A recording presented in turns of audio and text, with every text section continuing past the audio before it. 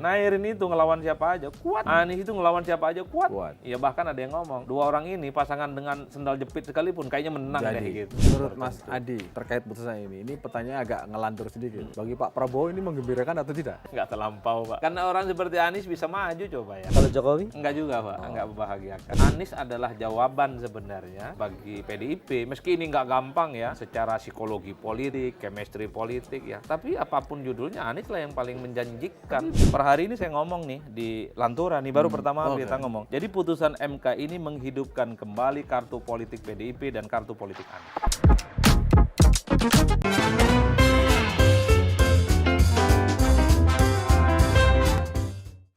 Ketemu lagi di Lanturan, ngelanturnya pasti mudah-mudahan relevan. Jangan lupa like and subscribe. Sepatunya baru lagi. Baru lagi. Pokoknya itu setiap ada like, subscribe, Gitu ya. kita kasih bayaran sepatunya baru. Banyak sekali sponsornya. Sehat banget deh. Luar biasa. Ini Main apa kita hari ini? ya Bang? main tebakan Mas Adi selama ini. Anies wassalam di DKI ternyata Kalah deh. hari ini diubah oleh MK. Iya. Mas Adi melihat ini kabar baik atau kabar yang tidak menyenangkan, khususnya kaitannya dengan pernyataan Mas Adi yang mengatakan Anies wassalam di Jakarta. Saya tebakannya itu 2 kali salah. Oke. Pertama salah itu memprediksi Jokowi tak akan berpisah dari PDIP. Oke. Saya saat itu ngomong hakul yakin. Tidak akan berpisah. Iya, tidak akan berpisah. Hakul yakin itu dalam tradisi Islam itu sudah tebal banget keyakinannya. Pak. Taukiti. Iya, ternyata bubar. Termasuk Anies. Saya termasuk juga wassalam itu dalam tradisi agama kita. Wassalam itu sudah digembok. Nggak ada kemungkinan. Ini 12 partai politik kok berkongsi dengan Ridwan Kamil dan Suswono. Mau apa lagi Nggak ada celah. Mau maju dari perseorangan sudah lewat waktunya. Jadi dalam kapasitas kita sebagai bukan politisi, tentu dari perspektif apapun Anies nggak bisa maju. Tapi ini gagal juga saya memprediksi. Dibobol oleh putusan MK. Dibobol oleh Tapi putusan belum MK. tentu juga kan. Belum tentu juga. Siapa tahu putusan itu dalam tanda kutip gitu ya dimentahkan. Minimal tidak bisa berlaku untuk pilkada tahun ini. Nah kita tunggu itu. Kan kita sering kali tuh terkaget-kaget seperti itu kan. Kita lihat, oh putusnya udah oke nih. Tapi ternyata ada saja yang bikin atau putusan itu nggak jadi KPU-nya diskusi. berani melawan arus. Putusan MK sudah ditetapkan, serta merta diberlakukan seperti halnya putusan MK 90 tahun 2023 saat itu digunakan oleh Gibran untuk maju Wapres, ya kan?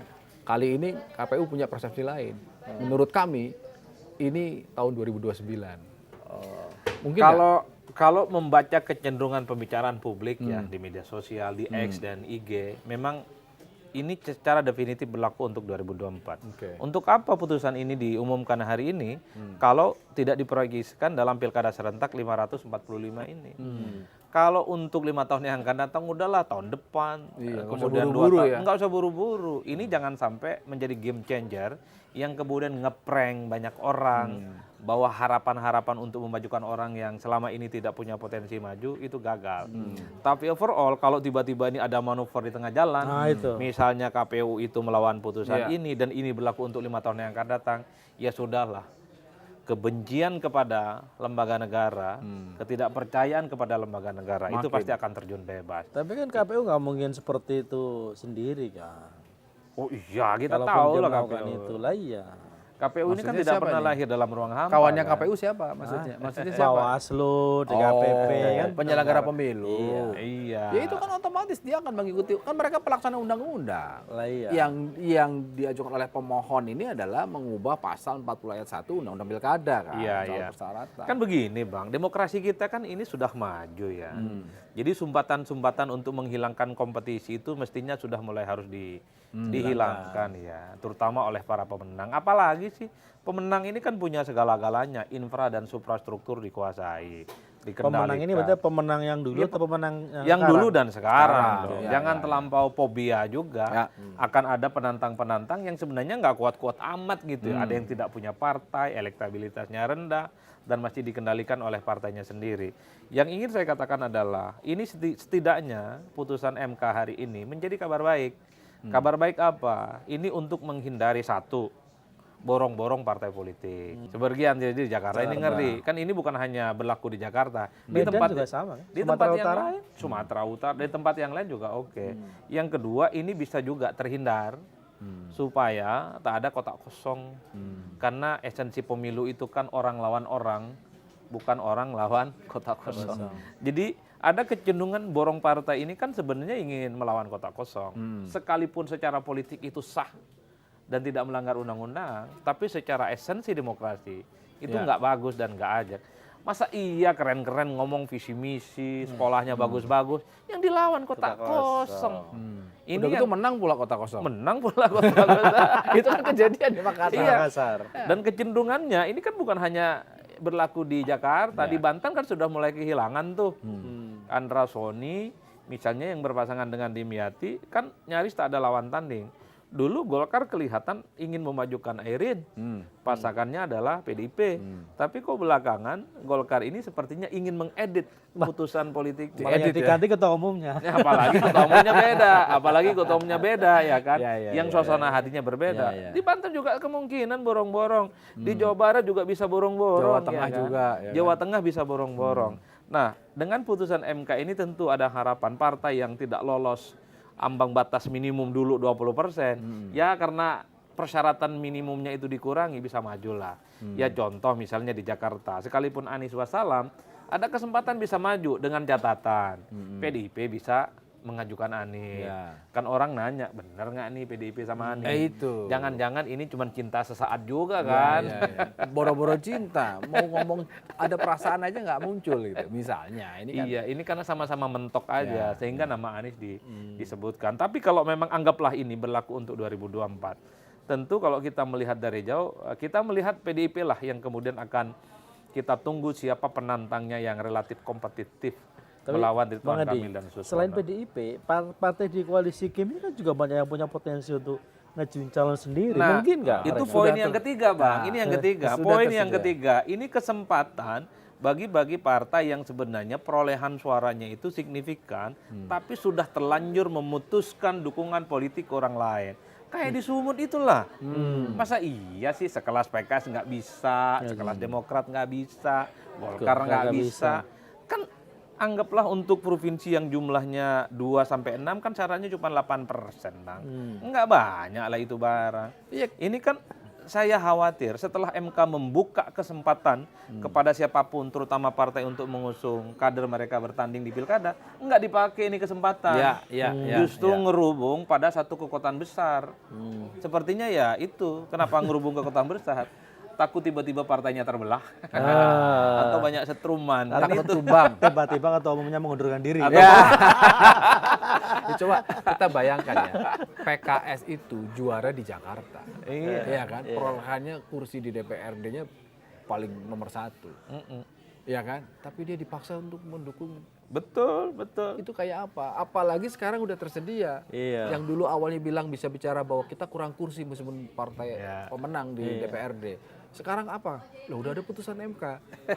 Kalau mengubah, Kalau memang mereka berniat maju sendiri, harusnya mereka maju sendiri, gitu. Keluar barisan. ya itu kan tadi bedanya. Sudah tersedia aturan hukumnya, tapi tidak ada nyali untuk. Artinya Bang Adi melihat, memprediksi meskipun ada ruang, difasilitasi oleh undang-undang, aturan lah ya, artinya nggak mungkin itu koalisi Kim Plus itu akan pecah dalam konteks mereka akhirnya milih majuin kandidatnya sendiri-sendiri seperti itu. Kalau di wilayah-wilayah kunci yang terkanjur deklarasi bersama, rasanya sulit ya. Kalaupun kita misalnya ingin membayangkan PKS di Jakarta ini tarik, kemudian memajukan sendiri, nggak harus bergabung dengan Anies, karena posisi mereka cukup, kok kan bagus bagi demokrasi kita. Iya. Pak. PKS kan mengklaim ini adalah kandang mereka sejak lama. Jadi siapapun yang diusung ya relatif kuat dan solid kan kira-kira begitu. Begitupun di Jawa Timur, saya kira ini Kim kan sudah solid.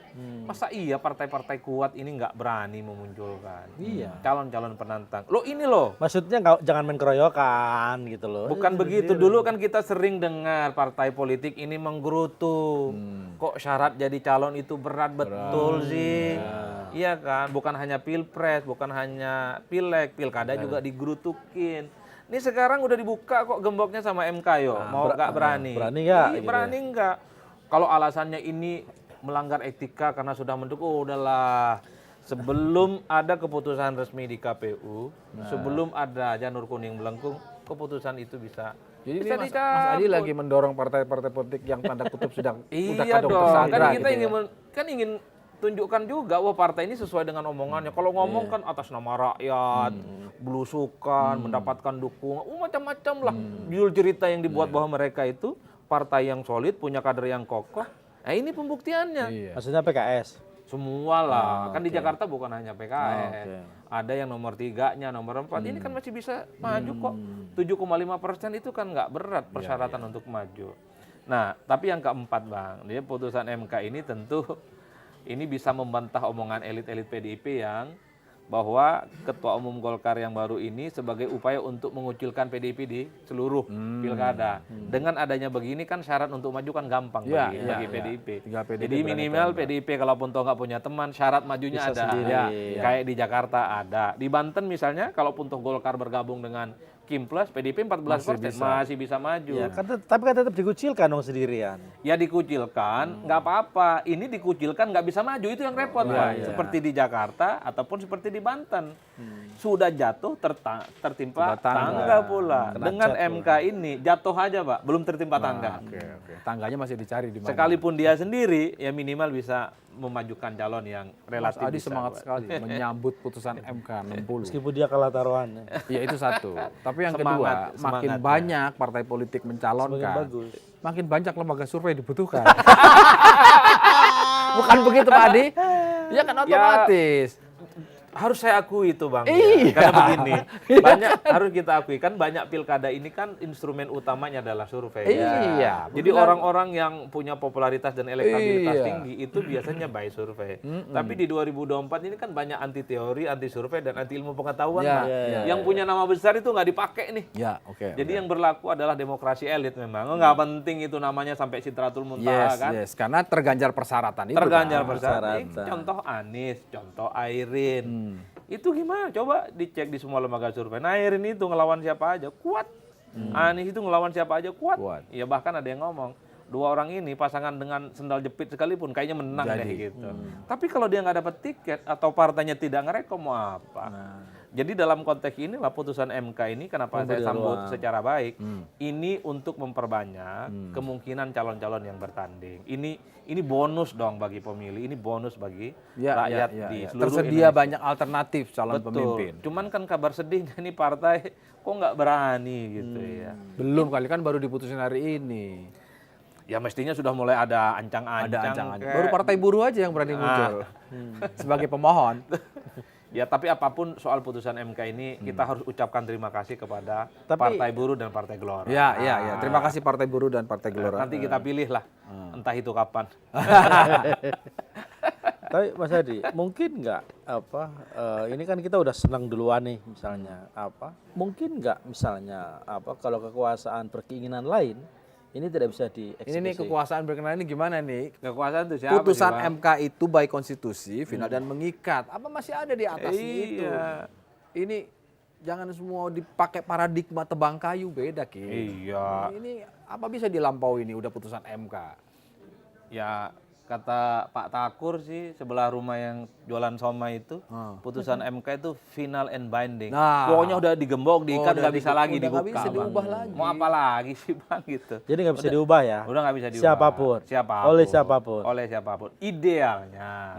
Idealnya. Kita Ya. kan tidak bicara ideal, problemnya di bangsa. Hari ini era di mana idealisme itu Iya, terpisah, ada jarak. iya, ada iya, jarak iya, yang jauh sekali antara idealita kenapa ya? dengan Kamu realita. khawatir kenapa Kim? Kok orang Iya. Mas Adi aja happy, kita semua menganggap oh ini baik untuk demokrasi ya? Iya, Bukan ini untuk kan pencalonan biar orang kita bawah. nggak kecewa aja gitu loh. takut Kita udah di-prank. terlanjur senang, ternyata itu di prank aja gitu loh. Karena ternyata ada mekanisme atau ada manuver politik lain oleh invisible hand gitu dan ternyata membuat putusan itu tidak berlaku seperti itu. Ya tentu kita hanya bisa berdoa Bang. Melawan kekuasaan itu satu-satunya kekuatan kita sebagai orang beragama berdoa Bang. Ini. Kalau pembicaraan politik sudah sampai ke wilayah religi, Susah. Kalau lulusan UI Tanda- kayak gini Mas, nggak bisa jauh-jauh. Tanda-tanda. UI Madura mulai. tanda-tanda solusi belum ditemukan. Ya gimana kita ngomong solusi nggak pernah didengar.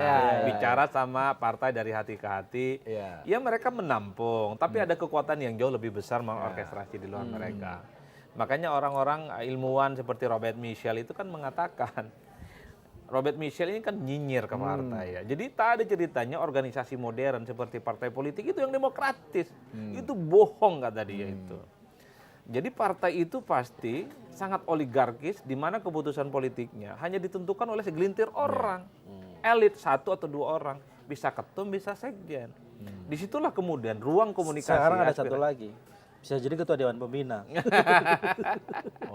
Jadi kalau kita melihat bagaimana konfigurasi pilkada yang borong-memborong, itu adalah apa yang disebut oleh Robert Michel, oligarki partai. Itu menggunakan hukum besi oligarki. Yang bekerja itu adalah hukum besi oligarki. Udahlah kalau ketum berfatwa, kalau sekjen menghendaki, mau kadernya elektabilitasnya sampai langit ke 10 lah, mau popularitasnya seperti Anies, adalah tutup mata Pak, nggak penting. Artinya apa? Kalau kita bicara tentang bagaimana partai, dia harus menyerap aspirasi dan keinginan masyarakat, tentu denyut-denyut suara yang di bawah ini yang mestinya direkam ya, bukan hanya gitu. Nah, pertanyaanku mungkin nggak itu putusan ini misalnya dibelokkan? Enggak sih, per hari ini saya masih cukup yakin karena ini baru diputuskan hari ini, semua orang beroforia menyambut dengan baik. Ini bukan hanya menyangkut satu partai atau orang yang nggak berkesempatan maju. Ini menyangkut 545 kabupaten dan kota.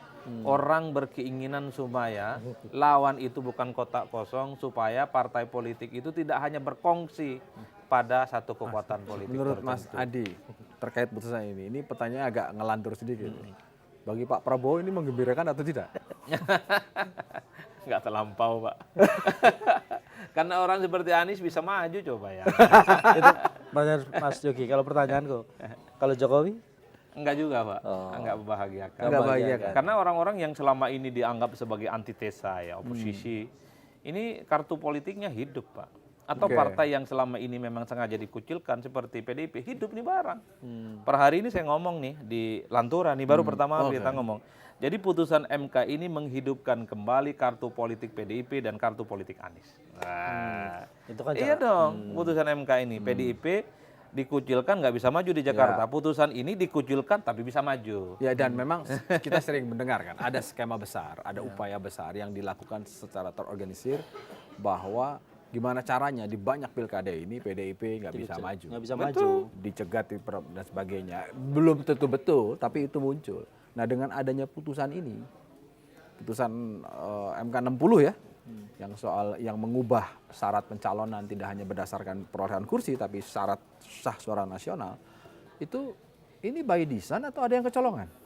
Kalau melihat? Saya melihatnya ini kecolongan. Ya. Kecolongan? Kecolongan ya. Karena ini kan menguntungkan partai-partai yang tidak tegak lurus dan kalah di kecolongan pilpres. karena paman. Kecolongan, habis ini undang-undang MK-nya direvisi. Nggak ada pintu. Mungkin pada sibuk ini Pak, mantengin kuning dan ingin bonsai kuning ini. Saya baru bilang, mungkin fokus ke ngatur kuning sama PKB, tiba-tiba ada putusan MK ya kan? Dan partai-partai pendukung pilpres kemarin kan nggak solid-solid amat. Ini yang gugat Gelora loh. Gelora ini kan habis pilpres kayaknya kok nggak pernah diajak ngomong tuh. Oh, dia ada di Kim juga ya, mendukung 02 Ini yang gugat partai Gelora. Kita dengarkan elit-elit Gelora kalau ngomong beberapa waktu yang lalu, tunggulah saatnya ada kejutan dalam pilkada ini. Jangan-jangan ini yang dimaksud. Mereka penggugatnya.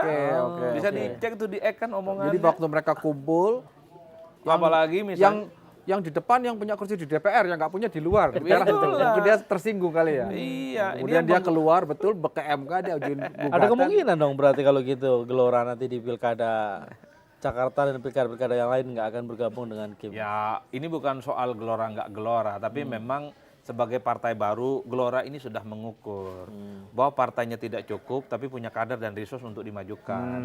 Mungkin karena dulu bagian dari pemenang, dijaga dulu perasaan hatinya ini.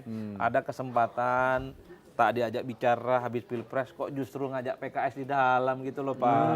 Ini musuh bebuyutan. Ini bukan hanya meriang-meriang ini. Oh kalau begitu, kalau Partai Gelora dirasa cukup memenuhi syarat 7,5% dari 11 juta kalau di Jakarta ya? Nggak cukup. Nggak sih. cukup. Nggak cukup ya. ya. Dia harus ngajak siapa ya? Suara sah nasionalnya. Ya Fahri Hamzah lah. Ngajak siapa aja? Ngajak siapa? Ngajak siapa partai? Partai buruh. Enggak, maksud saya gini, kalau cukup, Ngajak kalau PSI. kalau cukup, PSI PSI nggak aja. mungkin lah. Nggak mungkin. Nggak Ya. mungkin. Bukannya ini partai anak muda yang selalu konsisten di jalan Iya, yang lurus. anak muda usianya. Oh. Ketua umumnya. Tommy anak muda, tapi kalau pemikiran politiknya ya ada yang muda, ada yang enggak. Enggak, maksudnya gini, bukan tidak mungkin. Ini agak akrobat ya. Ini sekaligus ngomongin Bang Fahri supaya coba dipikirin. Anies ini kan bisa dibilang dilepeh lah sama PKS. Ambil aja. Diambil sama Gelora. Ditonjol. Hah? Maju sama PDIP. Hah? Ya, Kalau sama masalah- PDIP saya nggak tahu. Makanya Gelora ini kan nggak cukup kursinya, bahkan nggak ada kursinya di Jakarta. Kan memang syaratnya kan boleh nggak ada kursi, tapi suara sah nasionalnya, Iya, kategorisasi Betul. warga negara penduduk DKI itu kan 11 juta. Itu di kategorinya 7,5%. 7,5%. Sementara ada nggak suara sah nasional Nggak 7,5%? nyampe kalau Belum, Gelora nggak belum nyampe. ya. Gelora itu baru 2 lah. Satu, Dua ya? Wah, satu dia- setengah sampai 2 masih Berarti jauh. dia bisa ngobrol sama Perindo, Masih bisa. Bisa Perindo tuh Hanura. sama Partai Buruh, Hanura, Hanura Buruh. bisa tuh. Pak Osman Sabta dicari Gustakim. Ya kan? Jadi saya itu terobosan melihatnya, menurut saya. kalau ini memang sengaja diloloskan, anggaplah begitu ya. Ini kan ini ada asumsi lagi yang mengatakan. Kalau sengaja diloloskan apa? Ini sengaja Bacaannya. diloloskan. Ini terlampau beresiko. Jadi untuk mengkerdilkan PDIP skenario-nya nggak jalan. Untuk menghilangkan Anies dalam kompetisi, ini nggak jalan ini barang. Beresiko loh, Anies ini bisa maju di Jakarta. Harus susah payah mengalahkan Anies di Jakarta itu. Apalagi kalau Anies jadi gubernur lagi, pasti orang nganggap penantang utama di 2029. Memang yang ditakutin 2029. Ini kan melihara anak macan, Pak. Ini melihara anak macan. Dan macan udah gede, tahu berpolitik pula, Pak. Udah gede ya. Bola gede. Ini terlampau beresiko. Karena Ini macannya baru lahir udah bisa tinju. karena ada juga nih yang WA kita. Ini bro pasti by design ini. By design gimana? Ini supaya tak ada kesan dalam tanda kutip kecurangan itu terlampau sempurna. Jadi ada kesan berimbang Dilepas nih. lah gitu. Iya. Tapi terlalu risiko ya kalau emang lepas begitu. Kalau itu memang betul dilakukan ya untuk menebus kesalahan dari putusan MK yang sebelumnya, terlampau beresiko, Bang. Karena skenario untuk menghilangkan dominasi Kimplas khususnya itu tidak akan terjadi. Ini justru akan membesarkan dan membuat partai-partai seperti PDIP ini bangkit nih semangatnya nih. Dan di berbagai tempat saya kira partai seperti PKS sepertinya juga mulai berhitung. PKS gabung sama Kimplas kan cuma di wilayah tertentu aja. Iya, Di Sumut ataupun di Jakarta. Jakarta. Di Jawa Barat belum tentu nih Pak. Mereka masih punya Syaihu kok. Konon katanya Syaihu ini sedang membangun komunikasi dengan Habibie, Ilham Habibie. Oh kuat ini barang Pak. Barang jadi ya. Ini kuat jadi penantangnya Pak Didi Mulyadi ini, Bos. Nah, ini akan jadi angin surga betul ini bagi partai-partai yang sebenarnya hanya ingin tegak lurusnya di Kim di soal Jakarta dan Sumut. Di tempat lain mereka bisa bebas. Terlampau beresiko kalau ini dibiarkan barang ini lolos gitu loh, Pak. Artinya analisanya Bang Ade ini kira-kira ya ini putusan MK ini kecolongan. Kaget ini. Karena itu kemudian Takim pikiran joroknya apa ya cara menghalaunya. Iya, menghalaunya. Karena kan final mengikat sudah selesai. Karena kan tadi Ya, katanya sederhana, nggak Bang. Ini menyenangkan buat Prabowo, nggak menyenangkan buat Jokowi kan, kata Bang Adi tadi. Apa mungkin mereka cuma diem aja? Ya kita kan nggak pernah ngomong langsung sama atau presiden-presiden, gini Bang. kalau memang itu bukan kecolongan tapi by design karena saking cengkramannya itu dari satu kelompok yang sedang berkuasa itu kuat sekali, itu bisa jadi ini untuk menghindari bahwa kan yang ditakutkan kota kosong nih, kota kosong kemudian ada kampanye menangkan kota kosong, ya kan? Nah, ini menjadi celah supaya partai calon-calon boneka ini bisa muncul dan murah karena udah tersedia, kamu maju aja. Karena udah ada syaratnya diperbolehkan. Enggak juga, terlalu risiko juga ya? Terlampau beresiko. Karena memunculkan calon-calon boneka ini pilihan-pilihan yang nggak mudah juga sebenarnya, Bang. Sebisa mungkin memang diciptakan kota kosong. Bahwa ada success story kota kosong di Makassar, oke lah. tapi itu kan satu-satunya yang sukses di Yes, negara ini. ya. Di tempat yang lain udah Sebenarnya kalau dilanjut bisa jadi Jakarta ke yang kedua. Ya semangat itu kan biasa memorabilianya dibangkitkan kembali. Tapi bagi saya begini, putusan MK ini terlepas dari apapun nih, kita tentu tidak bicara orang per orang dan Yes. tidak bicara partai. Ini akan menjadi kemewahan di negara ini. 545 lah kabupaten, kota dan provinsi. Kita akan disuguhkan oleh begitu banyak menu-menu para kontestan Ya, itu. ya, Dan ya, harapannya di partai, ayo dong partai. Berani, Ini ya. adalah tempat di mana untuk merorkestrasi kader-kader terbaik mereka. Kan kalau mereka bicara itu, rakyat itu adalah basis konstituen yang harus didengar. Partai itu adalah alat produksi untuk melahirkan kader-kader terbaik, pemimpin masa depan. Ya ini tempatnya. Mudah kok, syaratnya gampang kok. Ayo dong buktikan. Jangan banyak alasan. Nggak usah ngeluh lagi. Nggak usah ngeluh. Kalau elektoralnya gede gitu. Betul. Ini ada tempat kok untuk mengeksekusi itu semua. Apa yang kemudian tidak mau Loh, dilakukan? kalau dijawab sama partai, kalau aku biarkan kamu maju sendiri nanti nggak dapat kursi menteri. Ayo. Kalau aku biarkan kamu maju sendiri nggak ikut aturan Kim, nanti besok tiba-tiba ada muktamar tandingan gimana? Itu kan juga pasti jadi faktor kan. Gimana Bang Adi? Hah? Ya ini problemnya koalisi presidensialisme multi partai ekstrem itu Bang. Ya. Artinya kalau kau tidak tunduk, aku ambil jalan yang lain lah. Iya, Ngambil lawan yang selama ini jadi musuh. Itu problemnya. Itulah rumitnya Bang untuk Bang Adi, nantang-nantang kalau begitu. tadi bilang bahwa Anies hidup lagi, Kartunya. PD Perjuangan bangkit lagi karena putusan ini, ya kan setelah ada rumor bahwa dia dikucilkan. Tapi kan Anies dan PD Perjuangan ini bukan hal yang gampang. Menyatukan mereka maksudnya. Iya, Ya memang bukan nggak hal yang gampang. Orang juga melihat PDIP menyebut Anies itu karena terpaksa kan. Iya. Karena persamaan nasib sama-sama dikucilkan dan tidak diajak dalam Kimplas. Senasib sepenanggungan. Betul. Tapi bukan tidak mungkin kalau memang putusan MK ini berlaku untuk 2024, PDIP juga serius mempertimbangkan Anies. Kenapa? Bagi saya kalau melihat dari jauh ya, rasa-rasanya memang hanya Anies yang relatif bisa bersaing dan potensial menang melawan Ridwan Kamil. Bukan Ahok. Ahok itu angkanya 15%, hampir 20%. Tapi angka itu angka mentok, Bang. Iya. Nggak ada tambahan lagi. Kalau Anies masih ada ceruk pemilihnya yang masih bisa diolah. Sekalipun misalnya berkurang karena PKS sudah pindah ke lain tempat. Tapi kalau dari survei yang kita punya, basis konstituen PKS itu Anies, bukan Ridwan Kamil, bukan. Basis konstituen PKS itu kalau di Jawa Barat baru Ridwan Kamil. Tapi di Jakarta Muslim mereka itu ingin Anies Baswedan.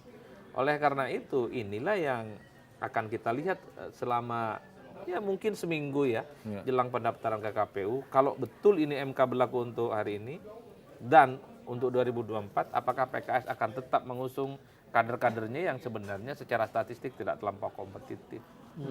Anies adalah jawaban sebenarnya bagi PDIP, meski ini nggak gampang ya, secara psikologi politik, chemistry politik ya.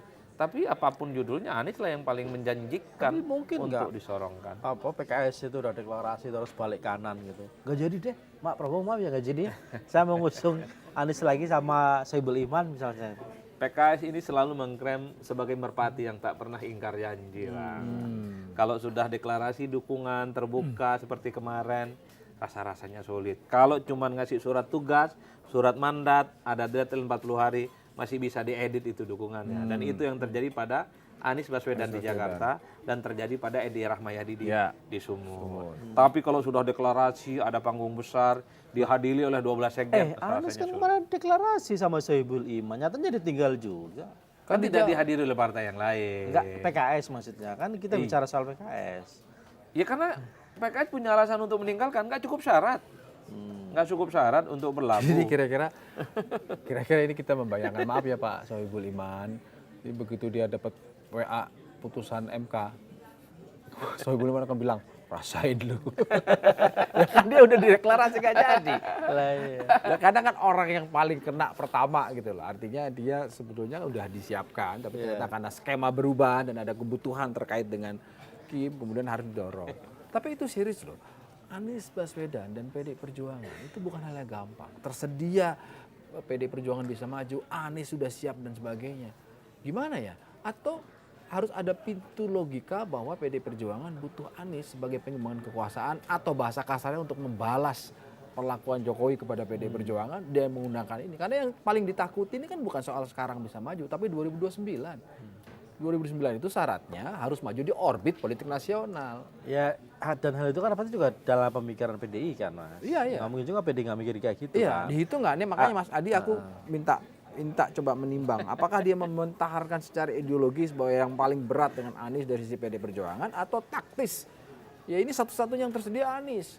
Supaya Ya membangkitkan. memang ada kalanya bagi PDIP itu ideologis menjadi penting, Nah. tapi di hal-hal yang tentu taktis pragmatis juga menjadi penting ya. Kenapa begitu? Ideologisasi di negara kita ini kan tidak terlampau penting, Pak. Untuk motivasi dan internalisasi nilai-nilai kepartaian bagi PDIP mungkin penting ya. Ya. Tapi ketika dia disonding keluar nggak bisa bagi ideologi, Pak. Wow. Karena koalisinya tidak bisa dibaca hitam dan putih. Per hari ini PDIP itu nggak banyak keistimewaan untuk memutuskan bagaimana konfigurasi politik. Pilihan mentok semua. Karena nggak diajak bicara, nggak ada koalisi sama Kimplas, hanya Anies jawabannya. Di tempat yang lain juga begitu. Jadi kalau masih pakai penggunaan pendekatan ideologi, Ideologis. ya ini bukan hanya dikucilkan, tapi tak punya kawan juga, Bang, Ya, untuk berlabuh di 2024 di pilkada ini. Termasuk misalnya di Banten ya. Kan per hari ini yang secara definitif yang belum bergabung dengan Kimplas versi Andra Soni sama Dimyati kan cuma PDIP dan Golkar. Kalau tiba-tiba misalnya Golkar ini nggak jadi majukan Airin dan bergabung dengan Andra Soni, PDIP sendiri. Masih mau berpikir ideologi kayak gimana, Bang? Ya, ya, ya. Yang paling penting cari lawan, cari kawan, pasangannya kuat majukan. Itu kan barang, Bang. Memang problematik ya pada internalisasi. Tapi pilihannya adalah mempertahankan ideologi, tapi kesempatan menangnya jauh sulit. Atau cari orang lain, bukan norkader, tapi kemungkinan menangnya jauh lebih terbuka. Ya, Pragmatis apalagi saja pasca itu ya. putusan MK 60 soal syarat itu udah tersedia kan? Sangat Artinya terjadi dan mudah. konstitusional gitu loh, nggak menabrak aturan. Betul, kayak misalnya di Sumut, PDIP bisa kok usung Edi Rahmayadi. Bukan kader, padahal di situ juga ada kader internal mereka ya. Juga solid. Ini yang hal-hal yang disebut sebagai modifikasi ideologi dan kepentingan taktis pragmatis itu. Karena PDIP juga harus mulai menghitung betul. Hari ini bukan partai pemenang Pilpres, Bang. Iya, iya, iya, iya. Ini bukan seperti 5 tahun atau 10 tahun yang lalu yang menjadi darling di mana partai tanpa disuruh merapat. Merapat. Per hari ini beda, darlingnya justru adalah Gerindra sebagai partai pemenang Pilpres. Jadi kalau sekarang malah pada menghindar ya. Menghindar Takut dan kena bahkan abunya ya. Iya, Takut kena abunya. takut abunya, takut dieksklusi, takut dikucilkan dan seterusnya. Jadi yang menjadi matahari dalam pilkada dan tentu untuk 5 tahun yang akan depan ya pastinya Gerindra.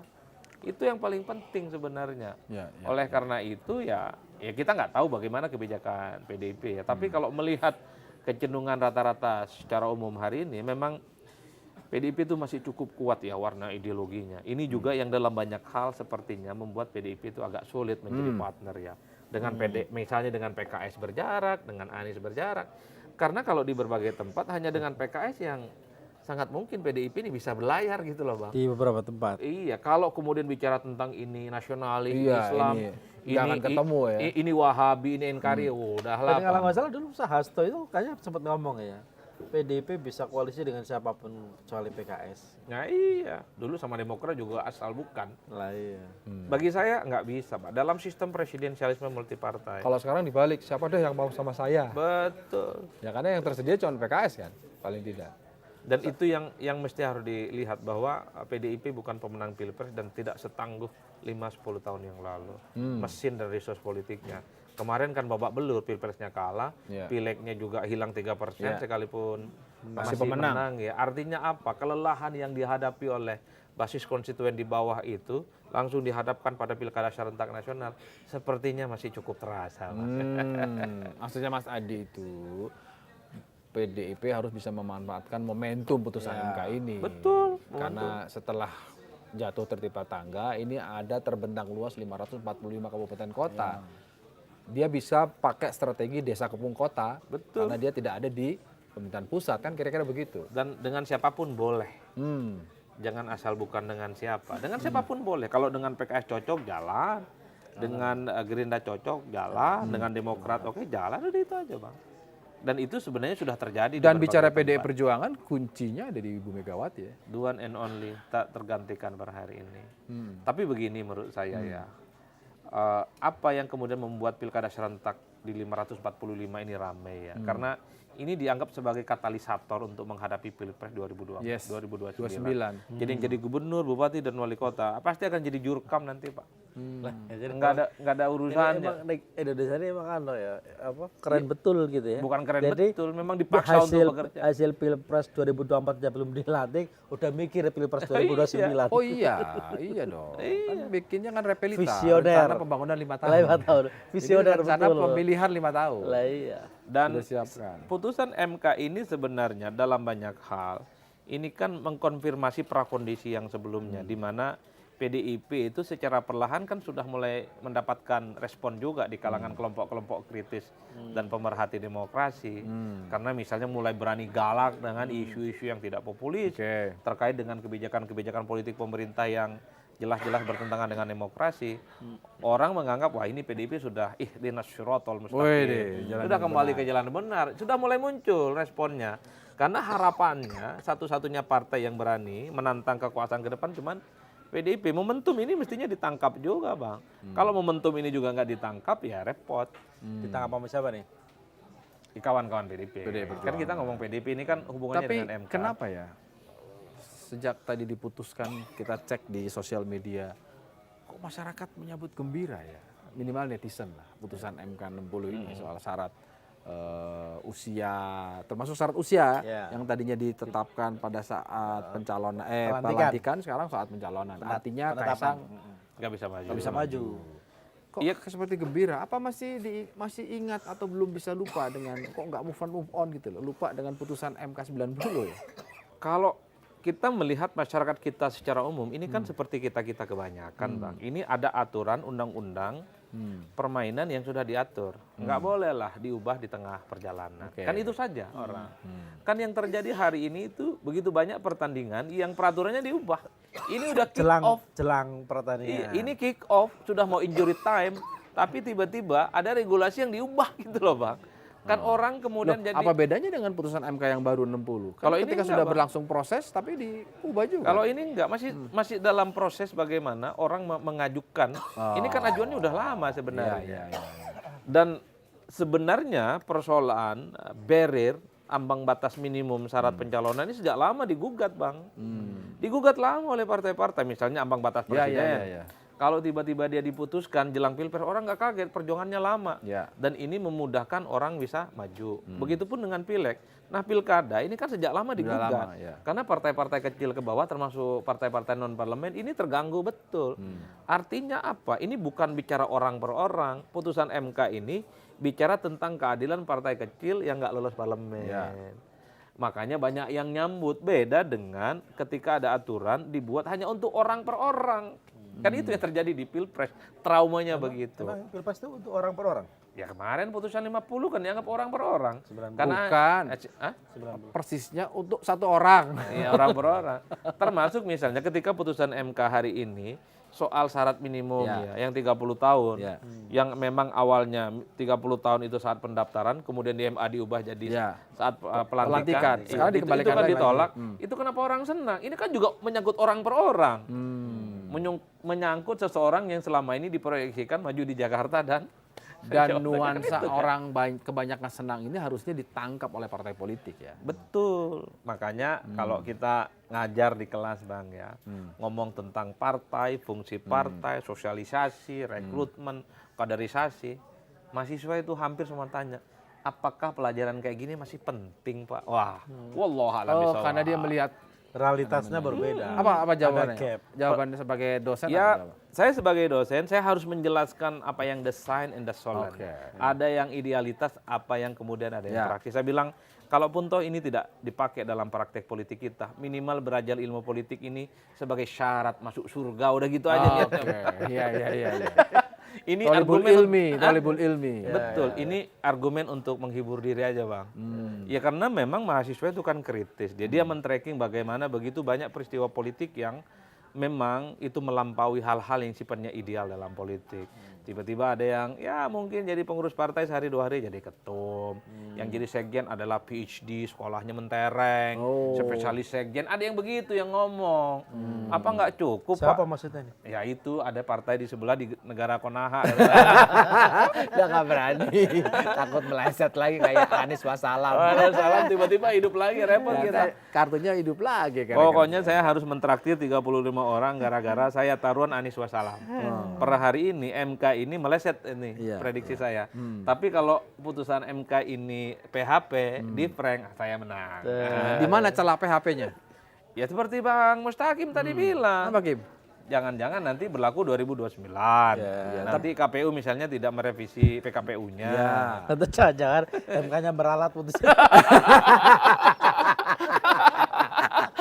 MK-nya Ternyata beralat. kita salah membacakan Mohon putusan. maaf. Betul. Manusia adalah tempatnya dosa dan kesalahan. Kita keliru. Keputusan kemarin kami harus lalat.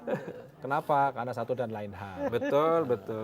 Makanya Kan nggak ada yang nggak mungkin di negeri ini kan. betul. Kan begini Bang, saya berharap dengan putusan MK partai-partai yang kelas menengah ke bawah tiba-tiba dia mencalonkan kader terbaiknya, kalah menang bonus, minimal penokohan bagi kadernya yang berkompetisi itu luar biasa.